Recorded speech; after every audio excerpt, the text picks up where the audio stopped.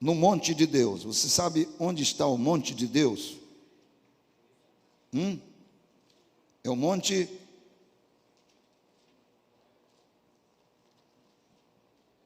Moriá. Você sabe onde está?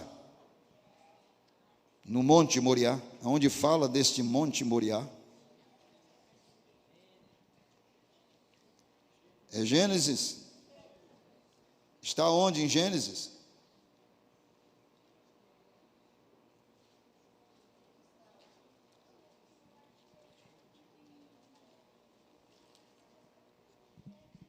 Alguém sabe onde está em Gênesis?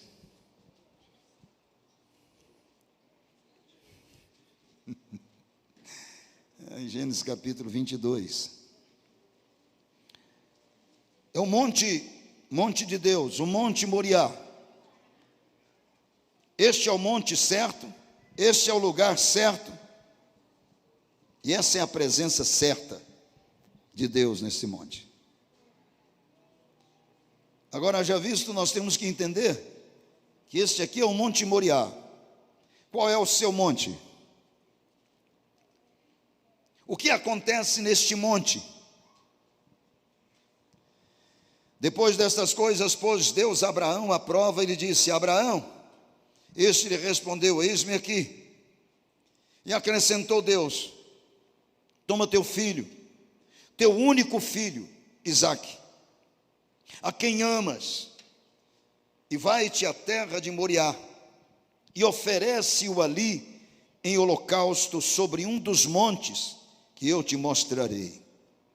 Levantou-se, pois, Abraão de madrugada, e tendo preparado o seu jumento, tomou consigo 2 dos seus servos e a Isaque, seu filho, rachou lenha para o holocausto, e foi para o lugar que Deus lhe havia indicado. Ao terceiro dia, erguendo Abraão os olhos, viu o lugar de longe. Então disse aos seus servos: esperai aqui com o jumento, e eu e o rapaz iremos até lá. E havendo adorado, eu e o rapaz, iremos até lá, havendo adorado, voltaremos para junto de vós. Que coisa! Tomou Abraão a lenha, o holocausto, e o colocou sobre Isaque, seu filho. Ele, porém, levava nas mãos o fogo e o cutelo. Assim caminhavam ambos juntos. Quando Isaque disse a Abraão, seu pai: meu pai. Respondeu-lhe Abraão: eis-me aqui, meu filho. Perguntou-lhe Isaque: eis o fogo e a lenha, mas onde está o cordeiro para o holocausto? Respondeu Abraão: Deus proverá para si, meu filho, o cordeiro para o holocausto. Deus proverá para si. E seguiam ambos juntos. Chegaram ao lugar que Deus lhe havia designado. Ali edificou Abraão um altar. Sobre ele dispôs a lenha, amarrou a Isaque, seu filho, e o deitou no altar, em cima da lenha. E estendendo a mão, tomou o cutelo para imolar o filho. Mas o céu lhe bradou o anjo do Senhor: Abraão, Abraão. Ele respondeu: eis-me aqui.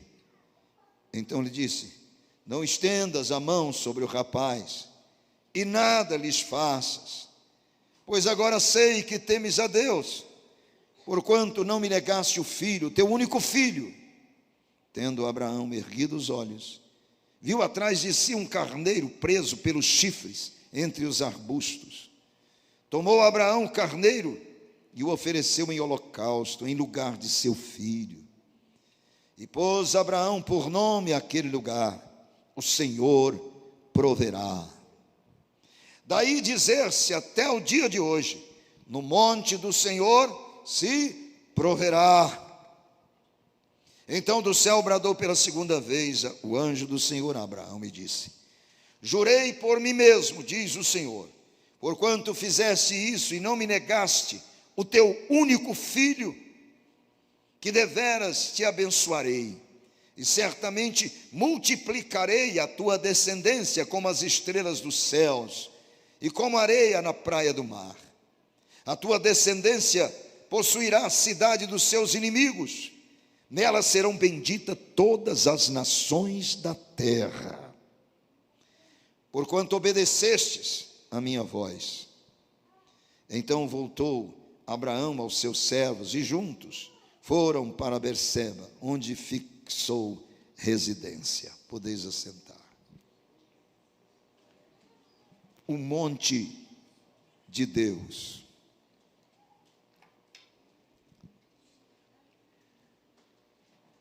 É impressionante,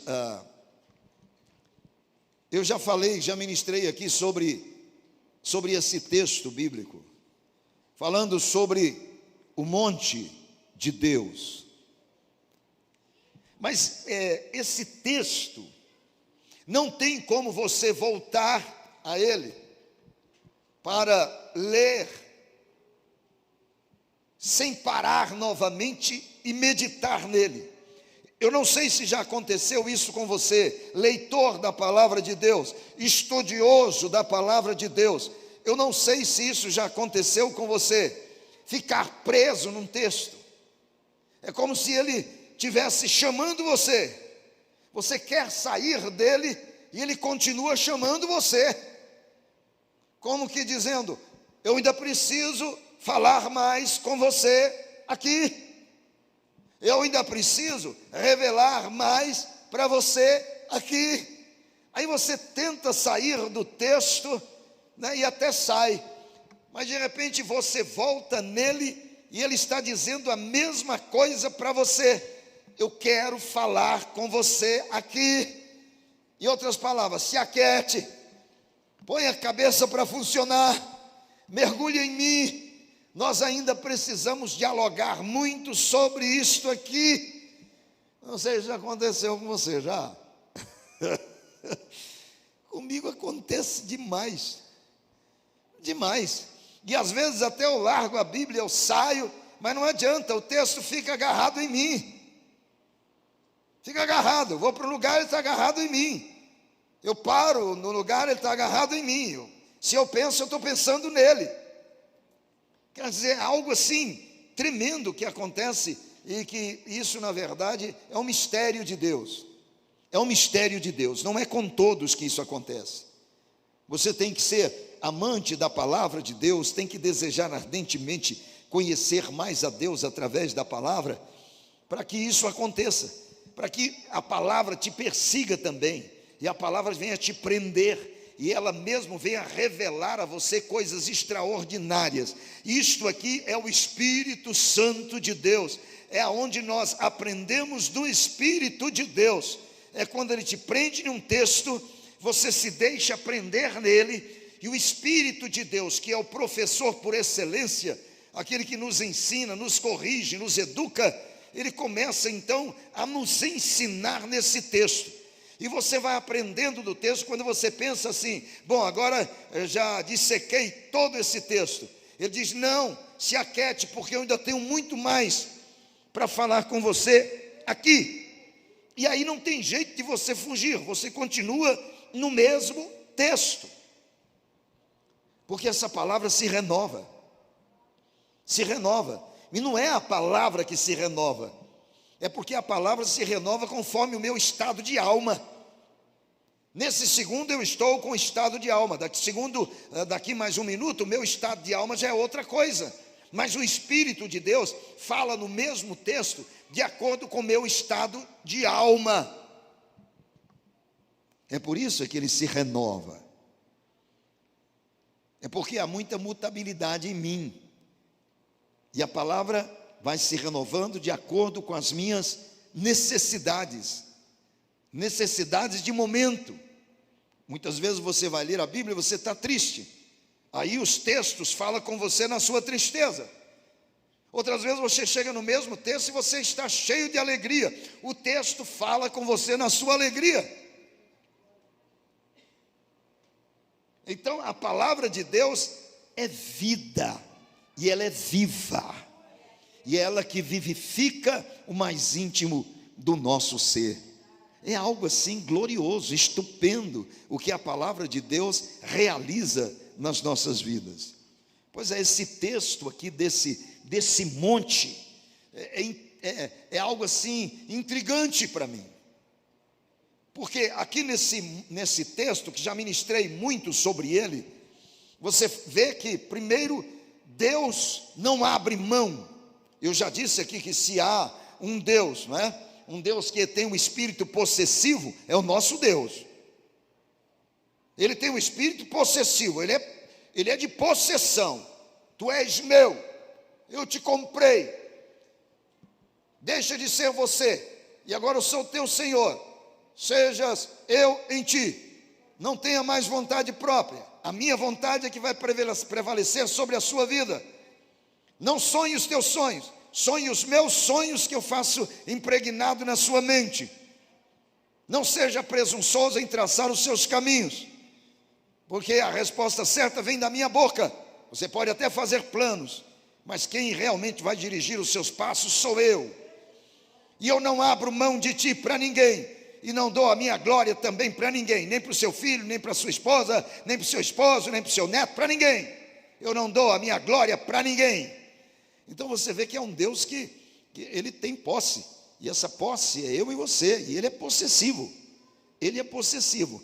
Eu tenho para mim que quando Deus, é óbvio que tem os projetos de Deus, os ensinamentos todos em cima desse projeto, dentro desses acontecimentos, para que servisse para mim, para você de ensino, para que nós pudéssemos conhecer mais acuradamente o caráter de Deus, e todas essas coisas aconteceram. Mas eu tenho aqui para mim, que Abraão começou a vacilar.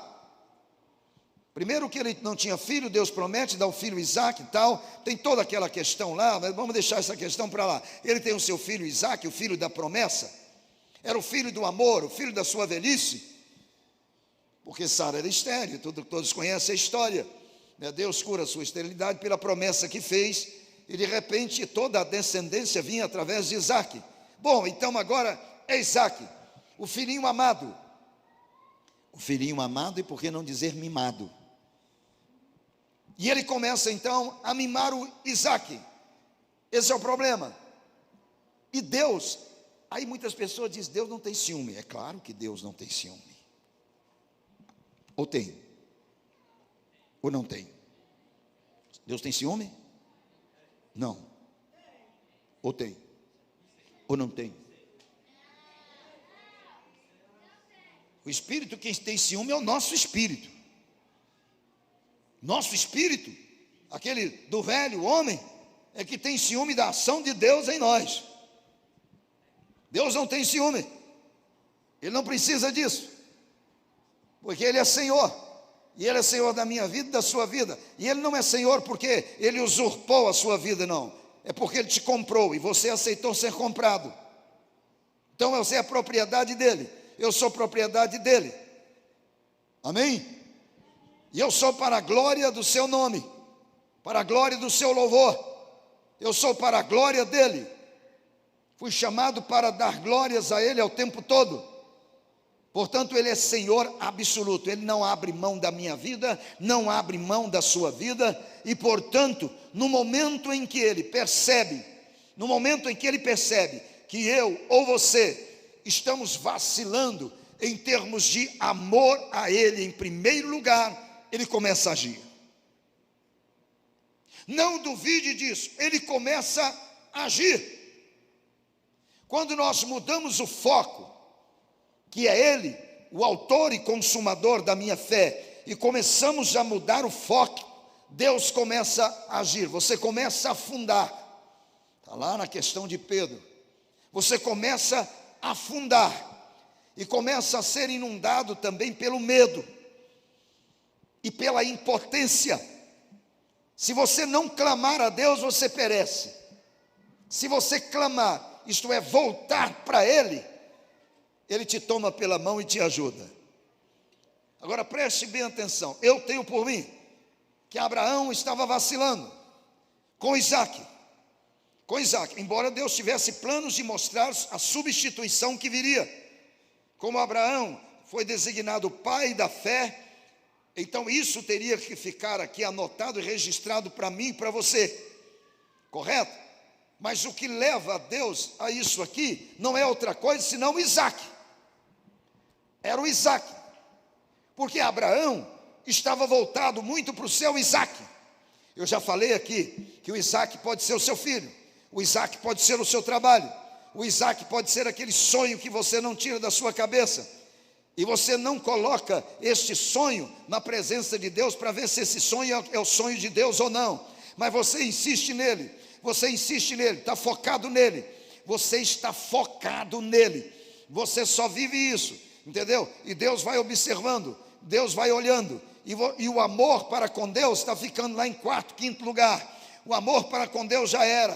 E aí, se você está voltado para uma outra coisa, não pense você, meu irmão, que Deus vai deixar a coisa desse jeito. Olha, eu falo aqui em nome do Senhor que está diante de mim, olhando para o meu rosto, para o seu rosto que está sondando o meu coração, o seu coração. Deus não deixa isso desta maneira.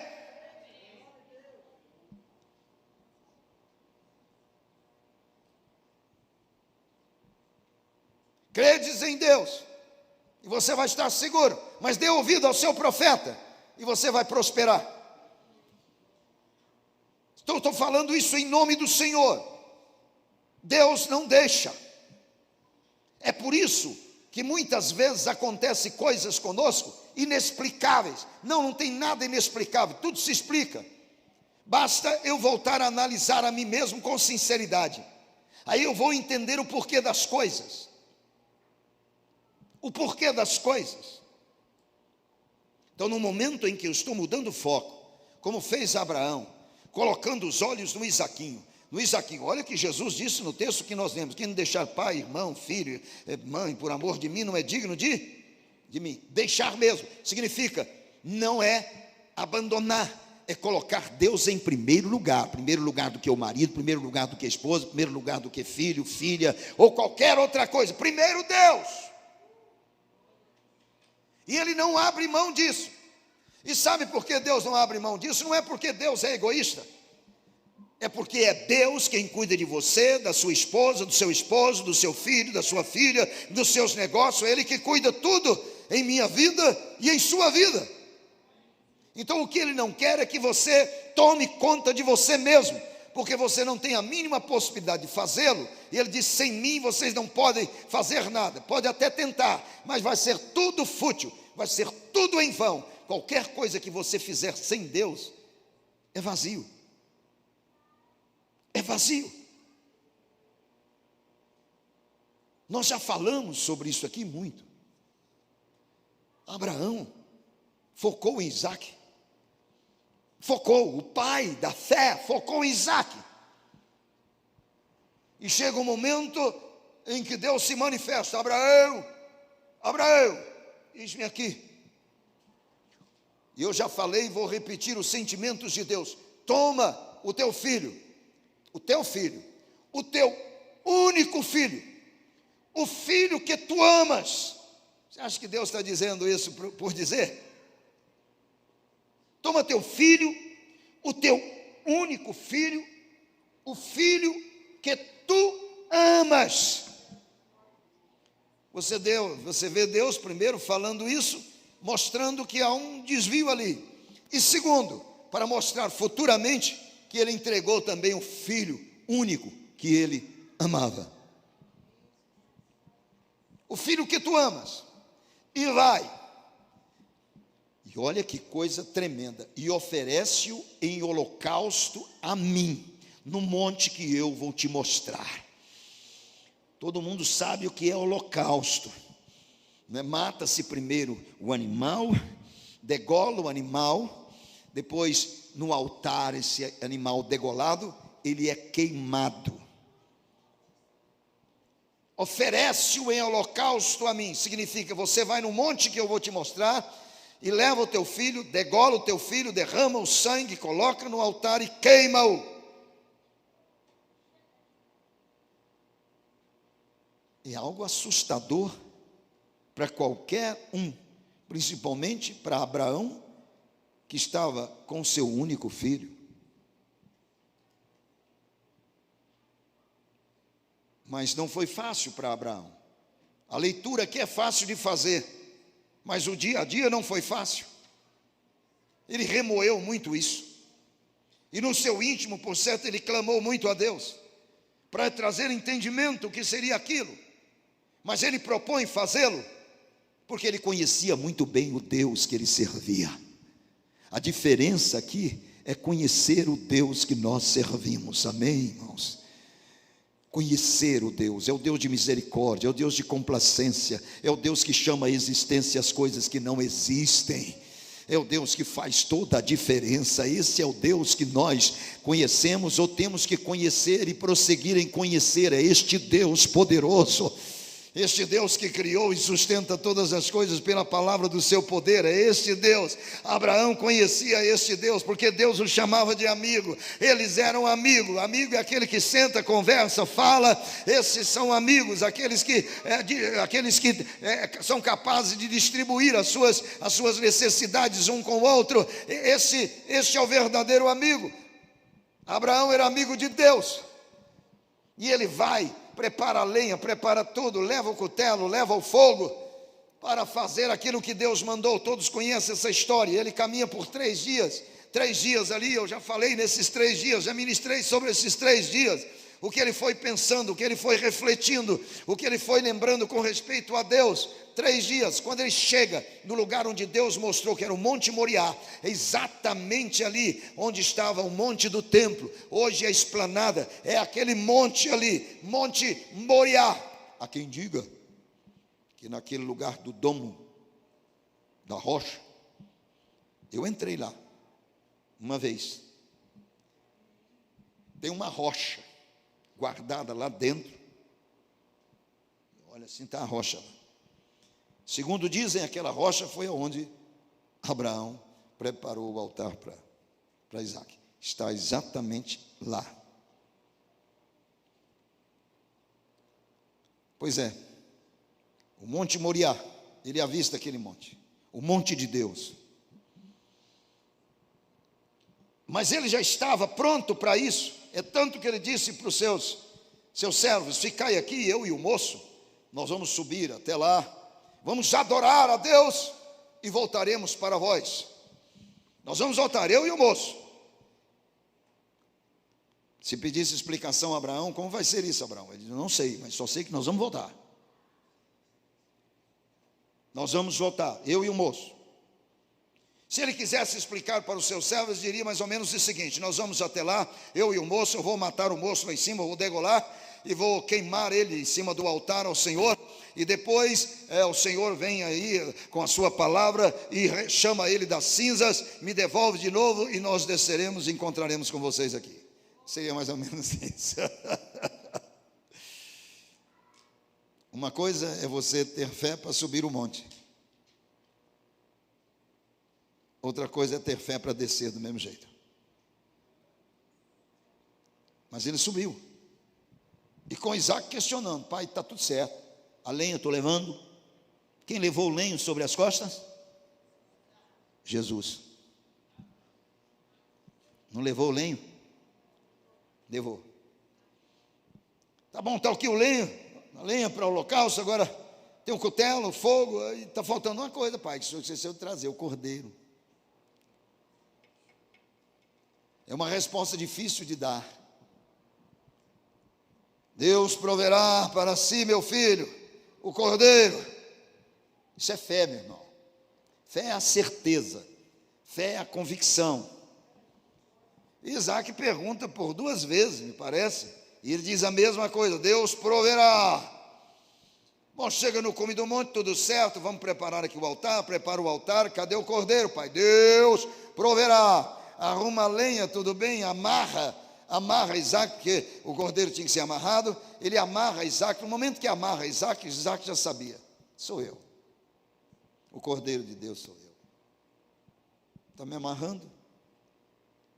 Ele sabia o que era o holocausto, tinha que amarrá-lo primeiro. Amarrou, colocou sobre o altar. Ele está com o cutelo na mão, eu estou sobre a lenha. Sou eu mesmo, sou eu. Acabou para mim. Ponto final na minha existência aqui. Mas se é para a glória de Deus, que assim seja. Para mim, Isaac respondeu desse jeito.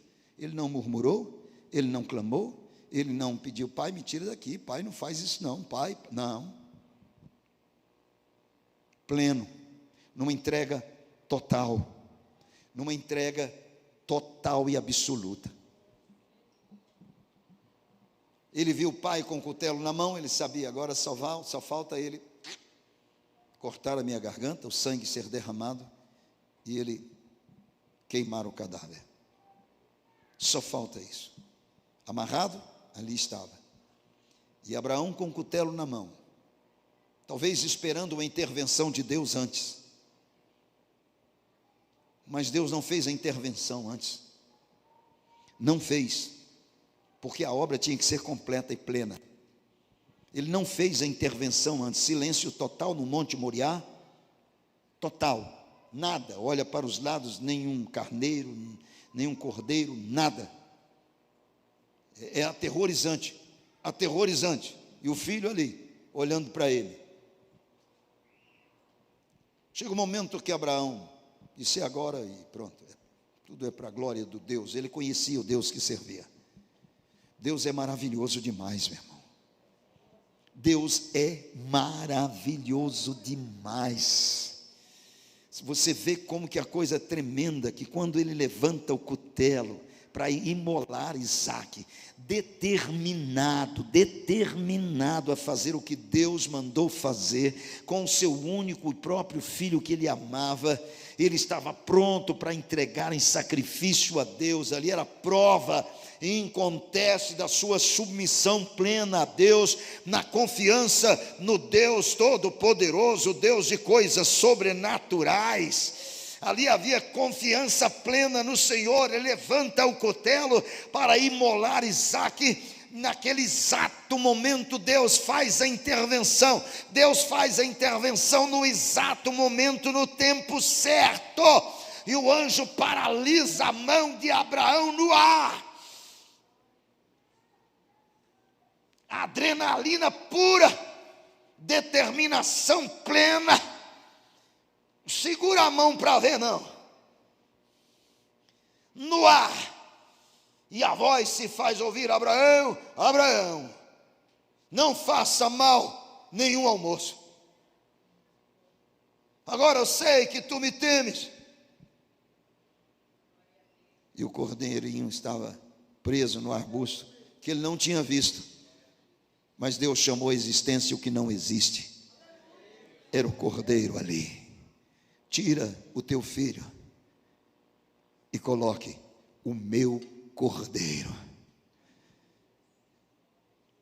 É a lição da substituição que aconteceu lá em Jerusalém, demonstrado aqui.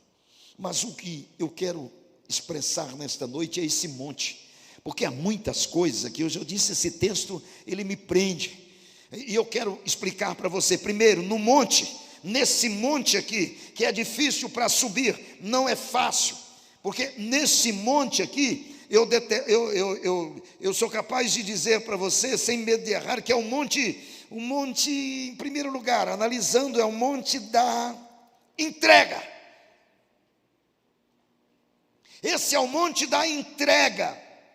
Não estou falando de qualquer entrega, estou falando de uma entrega plena e absoluta de tudo aquilo que você ama,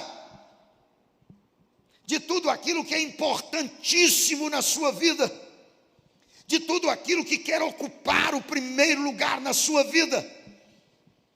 Estou falando para subir esse monte, tem que exercer a fé de uma entrega total e absoluta de tudo aquilo que mexe com você, ou faz parte de você. Deus quer esta entrega. Não é à toa que ele diz: filho meu, dá-me o teu coração. Coração é aqui na cabeça. Dá-me a tua sala de comando, para que eu comande agora. Dá-me tudo. Não quero a metade, 25%, 30%, não quero 60%, não quero 80% nem 90%, não quero 99,9%, eu quero 100%. Menos do que isso, eu não aceito. Eu quero 100% de ti. Então, para subir nesse monte, você tem que entender que é um monte da entrega. Bom, que monte é esse? É no momento em que você se dispõe a ir à presença de Deus.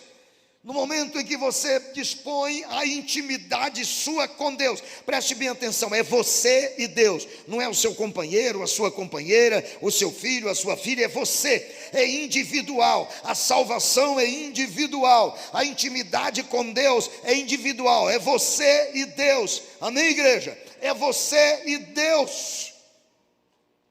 O monte de Deus pode ser um lugarzinho reservado na sua casa, onde você se coloca diante de Deus, de joelhos, na presença do Senhor. Ali é o seu monte. Então ali é o monte da entrega, a entrega total, absoluta e plena. É quando você se dispõe a subir a este monte, e neste monte você faz a sua entrega total. Agora, em contrapartida, quando você sobe a este entrega, a sua entrega total, tem a provisão de Deus.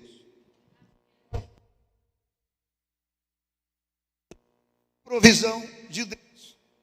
Então veja que é somente quando há uma entrega total é que há a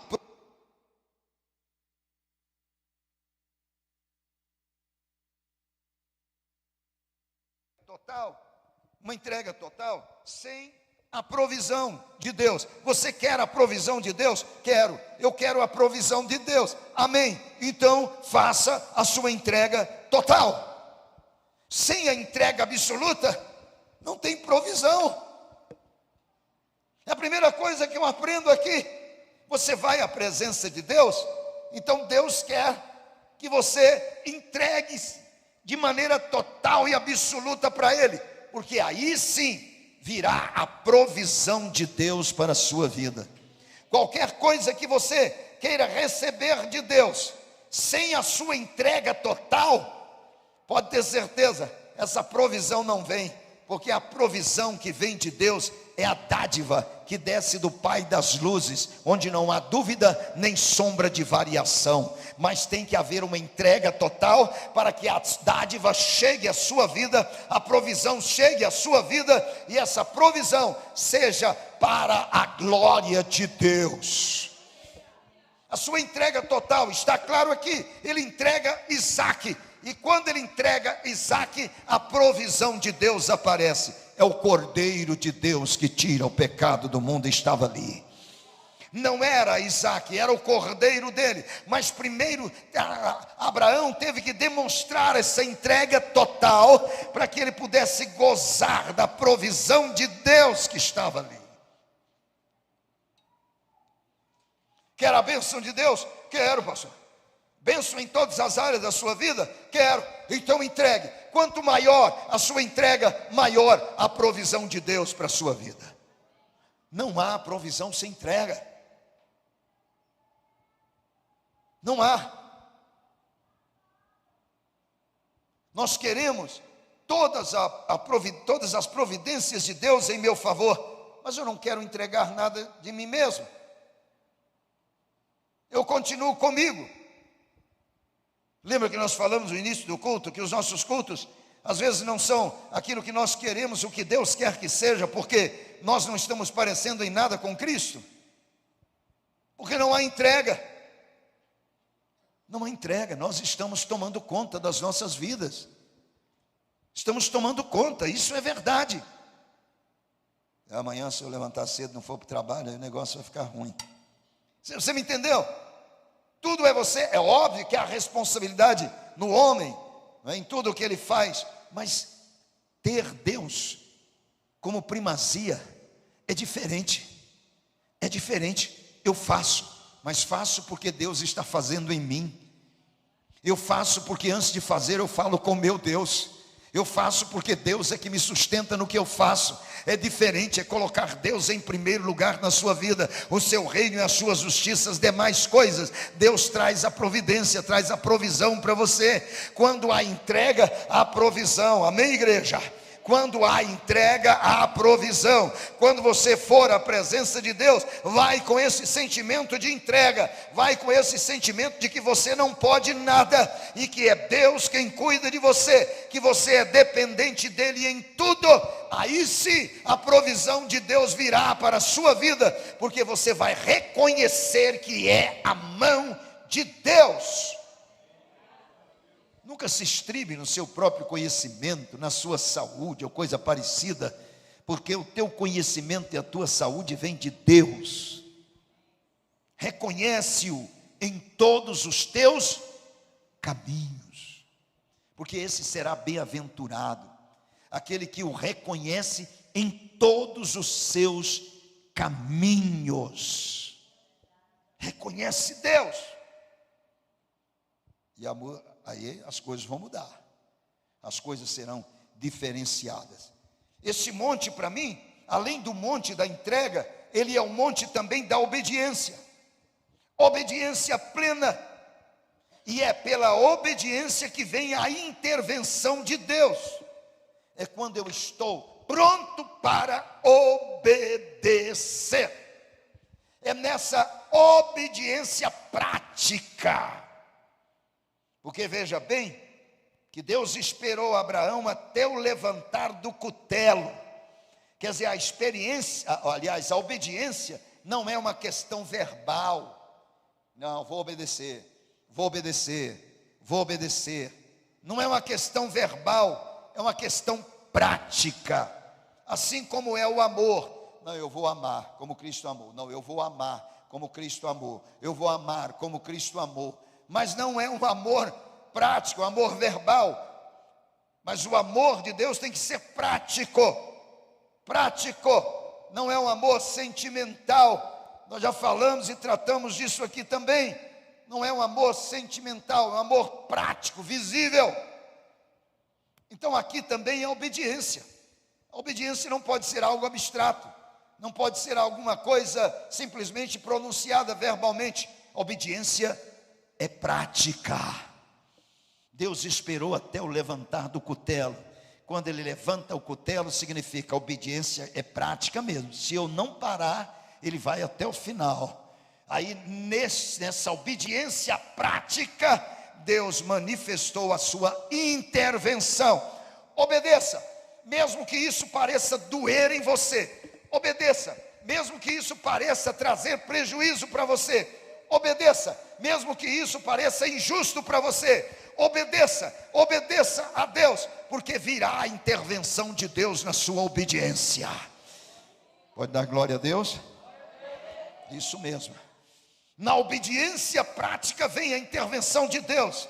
Abraão sabia, eu vou obedecer, eu vou obedecer, eu vou obedecer. E entrou na prática da obediência. Se é para matar o meu filho e queimá-lo, vou fazê-lo. Para a glória de Deus. Deus pediu, está pedido. Deus falou, está falado. Está doendo demais em mim, está doendo demais em mim, vai fazer muita falta. É o meu único filho, está me massacrando, mas se Deus pediu, eu vou fazer. E Deus entra com a intervenção, com o livramento.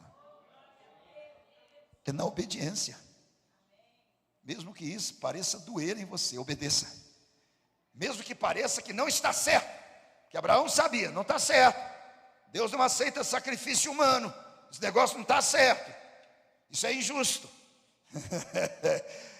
Mas a obediência a Deus não vê dessa maneira.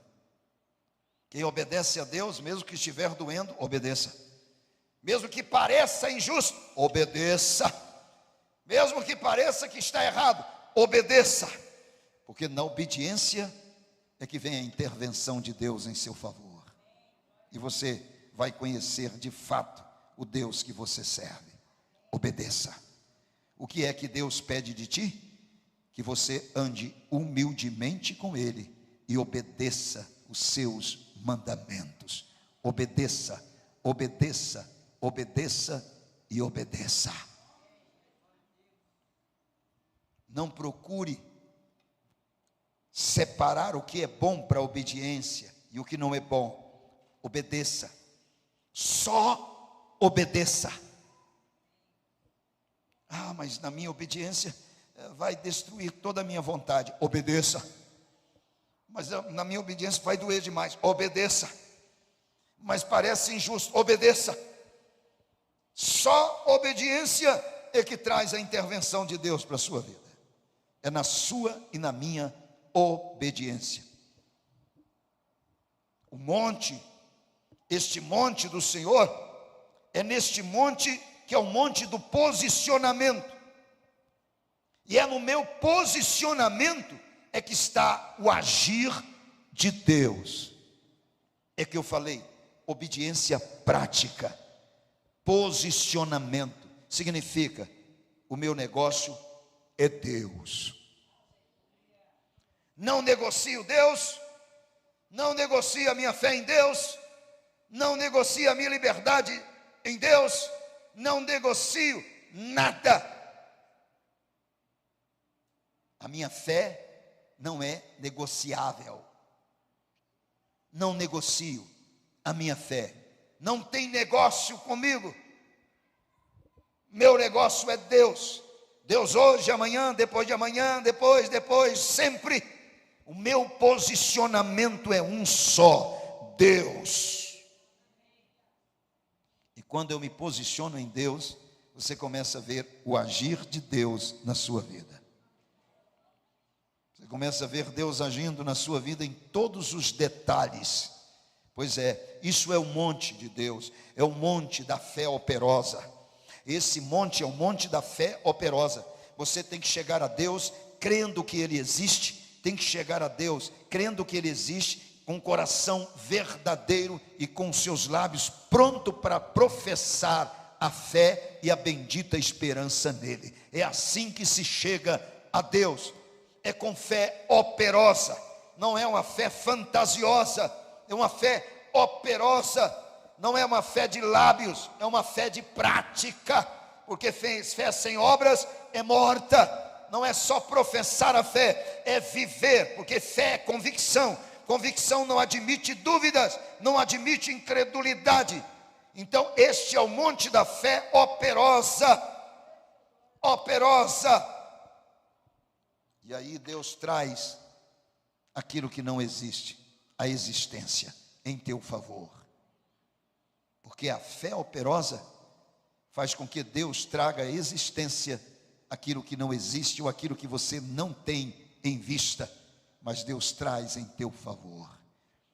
É a fé operosa. Este é o monte de Deus. No monte da entrega, baseado na entrega, está a provisão de Deus. É o monte da obediência. Diante da obediência está a intervenção de Deus. É o monte do posicionamento. Diante do seu posicionamento está o agir de Deus. É o monte da fé operosa, que chega à existência o que antes não era visto por você. Este é o monte de Deus. Para subir este monte, tem que estar pronto para isso. Está tudo provado aqui em Gênesis capítulo 22. Assim é Deus. Não é de qualquer jeito, não é de qualquer maneira. Deus é criterioso.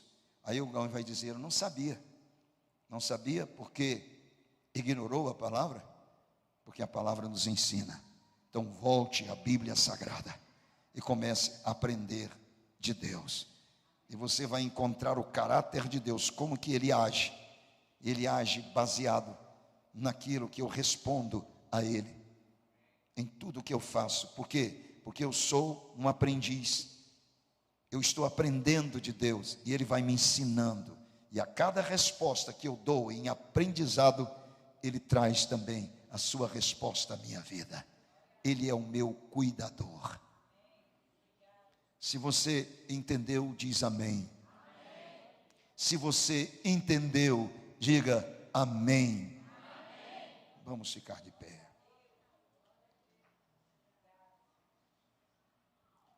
Que o Espírito de Deus possa colocar mais e mais coisas na sua mente e no seu coração.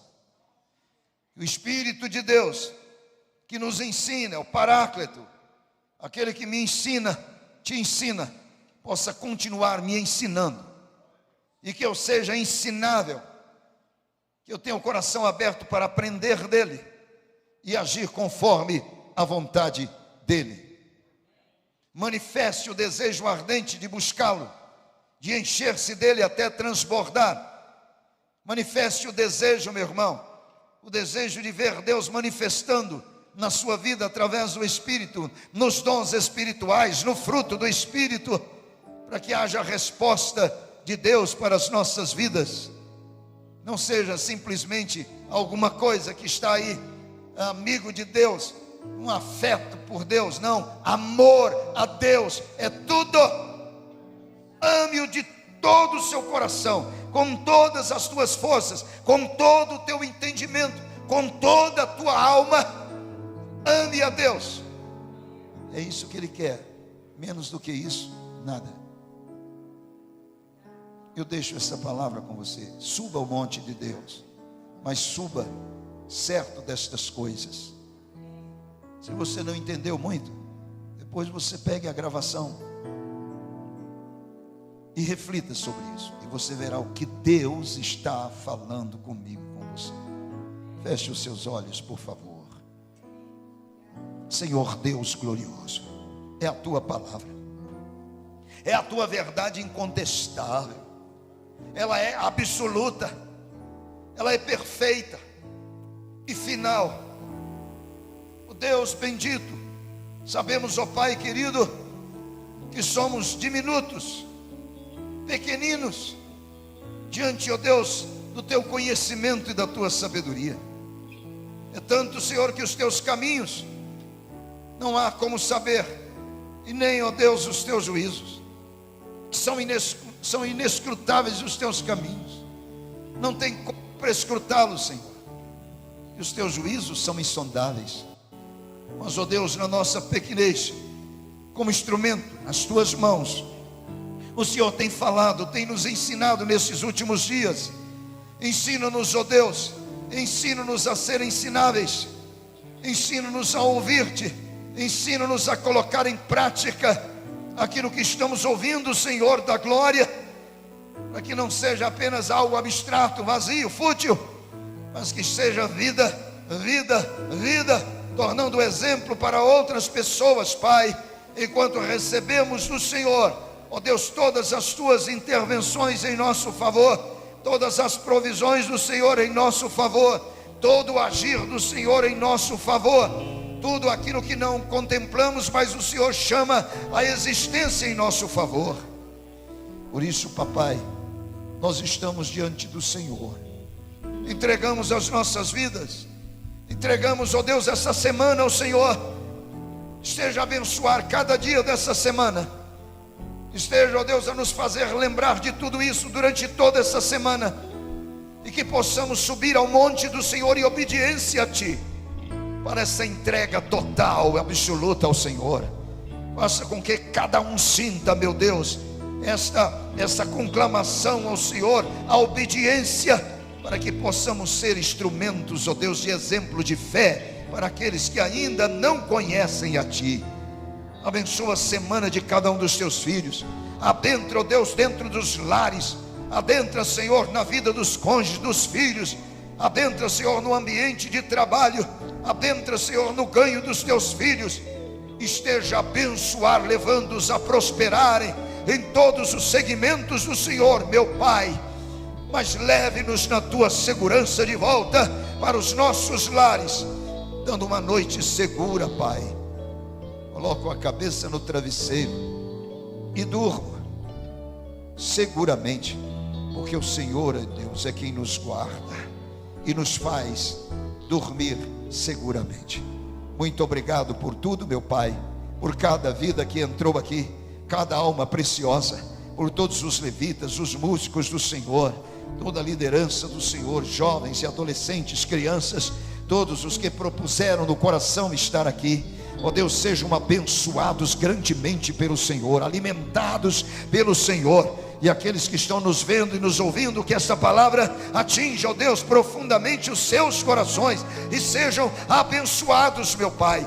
E aqueles que ainda não creem no Senhor, ó Deus, possa vergar-se diante do Senhor, confessando-o como Senhor e Salvador da sua vida.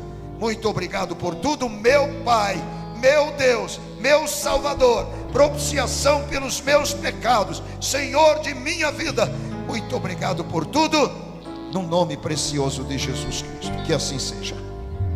Glória a Deus. Minha fé é provada. Aleluia, meu Deus. É, meu Pai. Glórias a ti, ó Deus.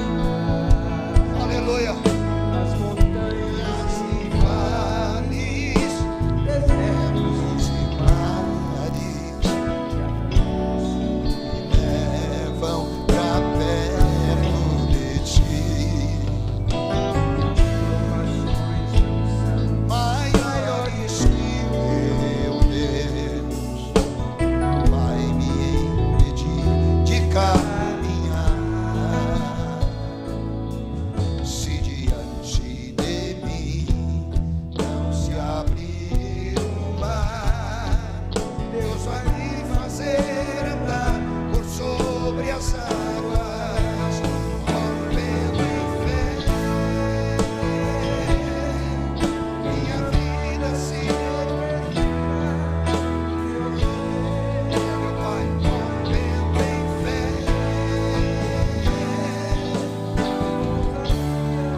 Vou ver o sobrenatural, vou lutar e vencer, vou cantar e colher. Cada dia vou viver rompendo em fé. Glórias a Deus. Senhor, que a cada dia nós possamos romper em fé. Ó Deus, fé operosa, fé prática, cheia de ânimo, em plena continência ao Senhor, que é o nosso Deus poderoso. Tu és o Yahvé Sabaoth, Tu és o Senhor de todo o exército. Eu te louvo, ó Deus, por tudo, graças te rendo por tudo, em nome de Jesus Cristo. E que a graça do nosso Senhor e Salvador Jesus Cristo, que o amor de Deus, o nosso Pai, que a comunhão e as consolações do Espírito Santo seja com todos nós, com todo o povo de Deus na terra, agora e para sempre. Amém, Jesus.